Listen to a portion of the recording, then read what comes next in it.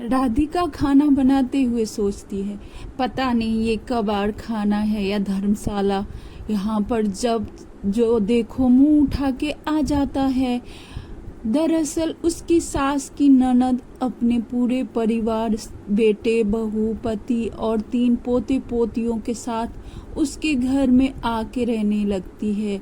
और जब वो आती है तो बिना 2 महीने भर से कम में वहाँ से नहीं जाती है और सारा काम राधिका को करना पड़ता है। इतने में उसकी सास की ननद ने कहा, और राधिका बहू, नाश्ते में क्या बना रही हो? थोड़ा ज्यादा बना लेना, क्योंकि मेरे समधन और समधी जी भी आ रहे हैं। लो, हो गया इन लोगों का, खुद तो है ही, ऊपर से मेहमान को भी बुला रहे हैं।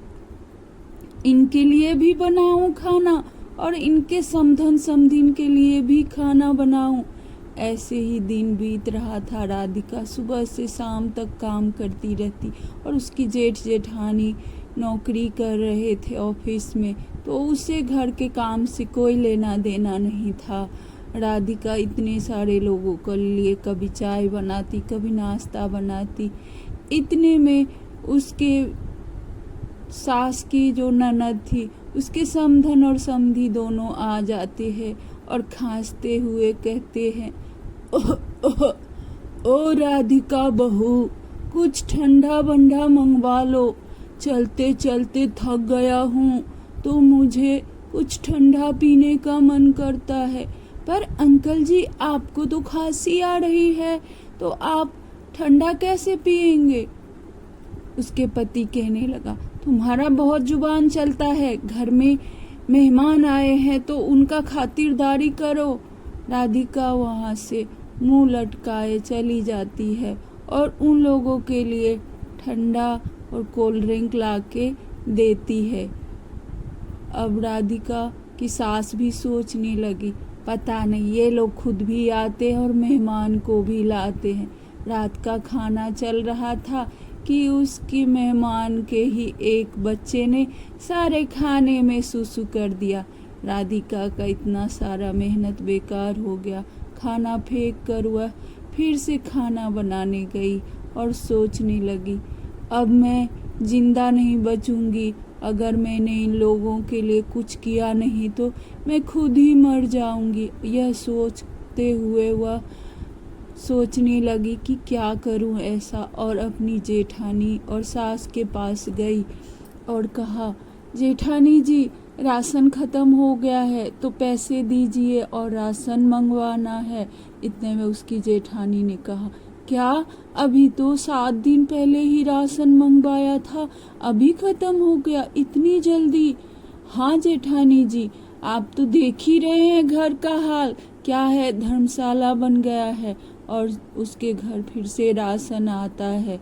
उसकी जेठानी, जेठ ऑफिस में काम करते हैं, उसे घर से कोई लेना देना होता नहीं है। एक दिन राधिका अपने सास और अपने पति से झगड़ने लगती है बिना मतलब का, और खाना बनाती और फिर भी सबको देती। तभी राधिका के घर से आवाज आता है। उसका पति कहता है, चाय बना के लाओ राधिका, खुद बना लो, मुझसे नहीं होगा, मैं थक गई हूँ। तेरा बहुत जुबान चलता है, अब तू घर का काम भी नहीं करेगी क्या? यह सब देखकर उसका सास ससुर परेशान हो जाते हैं। तभी राधिका अपनी सास से कुछ दिनों बाद कहती है, सासू माँ, हमको लगता है इन लोगों को भगाने के लिए कोई न कोई तरीका सोचना पड़ेगा। तभी उसकी जेठानी भी कहती है, हाँ माँ जी, नहीं तो हम लोग बर्बाद हो जाएंगे। इतना राशन मंगाते हैं, इतना घर का खर्चा अब सहन नहीं होता है।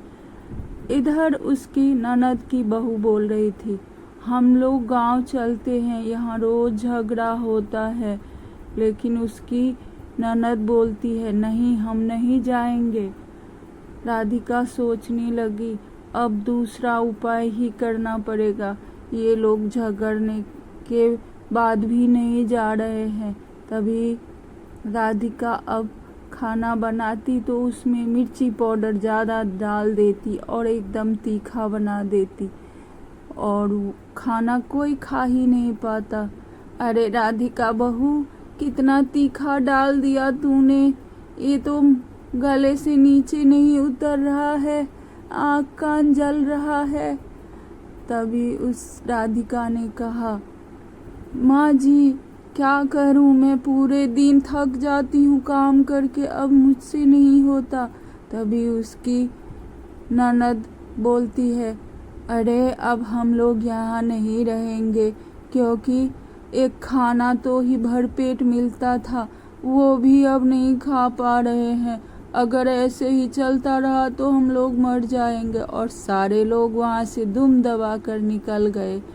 राधिका के पति, जेठानी, सास, ससुर, जेठ सब उस पर बहुत खुश हुए और बोले, राधिका तुम ही हो जो उन लोगों को निकाल सकती थी, नहीं तो वो लोग जाने का नाम ही नहीं ले रहे थे। और राजी खुशी रहने लगे।